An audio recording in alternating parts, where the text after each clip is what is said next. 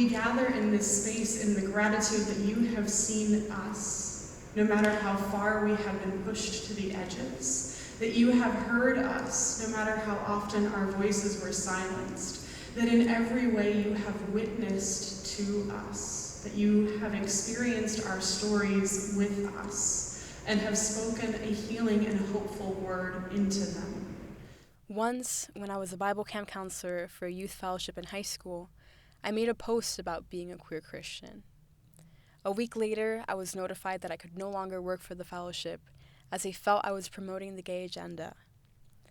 I didn't realize then that the very notion that led to my expulsion from one faith community would later make me feel at home in this new one.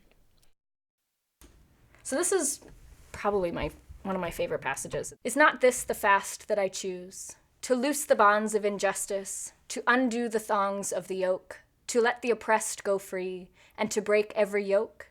Is it not to share your bread with the hungry, and bring the homeless poor into your house? When you see the naked, to cover them, and not to hide yourself from your own kin? Then your light shall break forth like the dawn, and your healing shall spring up quickly. Your vindicator shall go before you. The glory of the Lord shall be your rear guard. The first community I felt like I was really a part of at college was a faith community.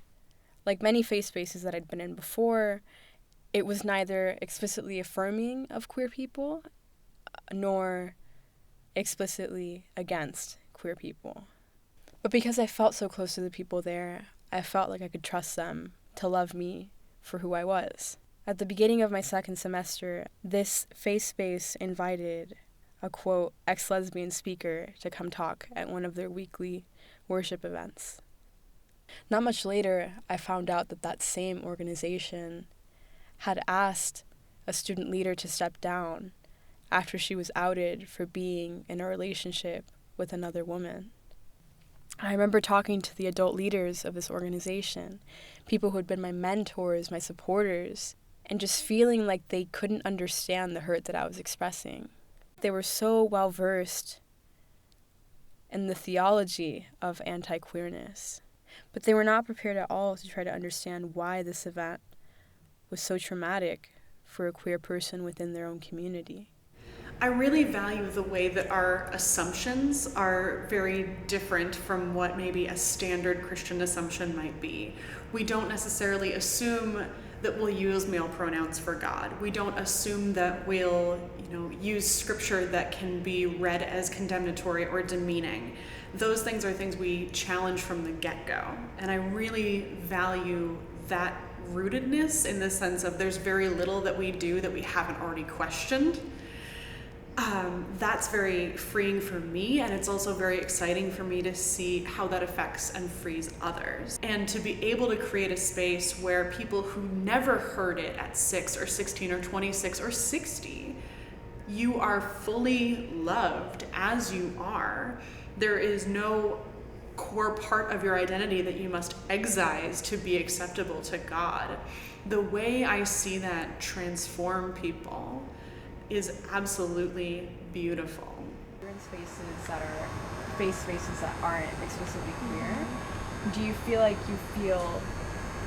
how do you feel now after having experienced this affirming space? Well, I've definitely been trying to distance myself from those spaces, particularly in Catholicism, because it's based on thousands and thousands and thousands of years of tradition. And although people can change their beliefs, the core tenets of some of these religions probably aren't going to change. So if I'm in a space like a young adults group that's based on those core tenets of, like, say, Catholicism, it's based off of, like, the catechism and, a book. So they're not going to cross out something in that book and rewrite it. I wish that they would. I've wished that they would for a really long time, but they probably aren't. So those spaces really aren't the safest for me. And I think as I've become more open about my sexuality and been exposed to places like Queer Grace, I just don't feel as comfortable in those spaces anymore because I've had the opportunity to be open about my entire self. And so it does feel weird to be in spaces where I can't do that. For so long, I tried to constantly put myself in situations where I would be the bridge between queer people and unaffirming Christians. But after feeling so betrayed so many times, I couldn't keep putting myself in that situation. And I didn't want to go back, at least for the time being, into a faith space that wasn't explicitly saying, we love you as a queer person. And these spaces in my life have been very few. But they're precisely the refuge that I needed. The God of American power, that politically enabled God, is a God of borders, a God of prisons, a God of state violence in all of its forms, a God of heterosexism, of transphobia, of white supremacy, and of all harm rooted in the Christian tradition. But I don't want that God. I want the God of the justice that has been de-centered from our society. I want the dangerous God, the God of the community of heaven that, as Jesus says, is just access for all holy and created bodies and minds. This is the table not of the church, but of God. It has been made ready for those who love God and who want to love God more. So come, you who have much faith and you who have little. You who have been here often and you who have not been for a long time. You who have tried to follow and you who have failed. Come not because I invite you. It is God. And it is God's will that you who want God should meet God here. Amen.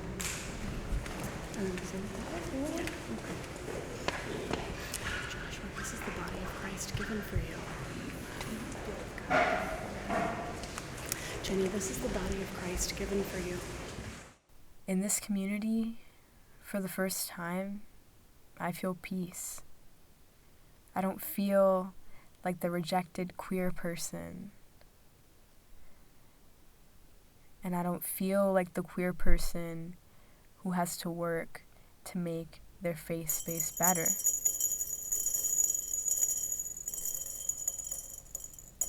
For once, I can just be in the space as my whole self and be embraced by others and embrace others and just bask in that. We move now into our sharing of new life stories. This is a time when we have the chance to share as communities what new resurrection, new growth, new hope might be coming true in our individual or communal lives. So you can come forward, take a jar full of beads, and you might share something like, my wife and I have been struggling for the past couple weeks because one of our dog's back legs are not working correctly anymore. So we bought a dog stroller. Yay! And we are those people now, and you have never seen so many delighted children around the sidewalk at the lake at this tiny little fluffy dog riding along her chariot. And it means that as a family, we get to be outside, we get to be together, we get to have, time away from the screen, time in nature, and time with our whole family still together outside. New life. And everybody responds? New life. This is my first time here, but I'm also a queer pastor. We were joking about how, for me, queer church is showing up to church. But being here and surrounded by all of you and getting to sing a John Foreman song, who used to be one of the leads of Switchfoot, there's always more stuff to unpack and uncover when it comes to where we come from and the wounds that are there. And that was a really powerful moment for me, so thank you. New life. I registered for my first semester nursing courses this week. That's really exciting. So, new life. New life. I plan on asking my coworkers to call me Addison now. We'll see how this goes. New life. New life.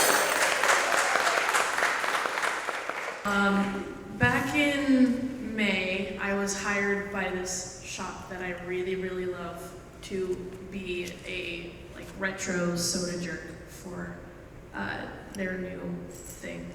And for Thursday, I was fired on a date.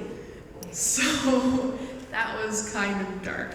But for the last month, I've been moving, I've been adjusting to another full-time job, and everything has just been insane.